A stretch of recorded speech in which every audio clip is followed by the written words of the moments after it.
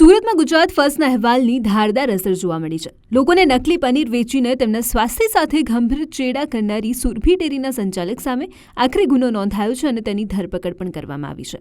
10 નવેમ્બરના રોજ એસઓજીએ ખટોદરા સ્થિત સોમા કાંજીની વાડીમાં આવેલા ડેરીના સ્ટોરેજ ગોડાઉન પર છાપો માર્યો હતો. તે સમયે શંકાસ્પદ 754 કિલો પનીરનો જથ્થો સીઝ કરવામાં આવ્યો હતો અને આ પનીરના સેમ્પલ પાલિકાની પબ્લિક હેલ્થ લેબોરેટરીમાં તપાસ માટે મોકલાયા હતા અને તાજેતરમાં આ સેમ્પલ સબસ્ટાન્ડર્ડ એટલે કે નકલી જણાઈ આવતા કાર્યવાહી કરવામાં આવી છે. એસઓજીએ ખટોદરા પોલીસ મથકમાં સુરભી ડેરીના સંચાલક શૈલેષ પટેલ સામે ગુનો રજીસ્ટર કરાવ્યો અને તેની ધરપકડ કરી છે.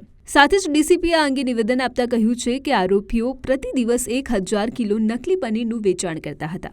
નકલી પનીર બનાવવા માટે ઓછી માત્રામાં દૂધ લઈ તેમાં પામ ઓઇલ, મિલ્ક પાવડર અને ગ્લેશિયમ એસિડના પદાર્થોનો ઉપયોગ કરાતો હતો. આ નકલી પનીર શહેરના જુદા જુદા કેટરિંગ સહિતના ફૂડ સ્ટોલ પર વેચાતું હતું.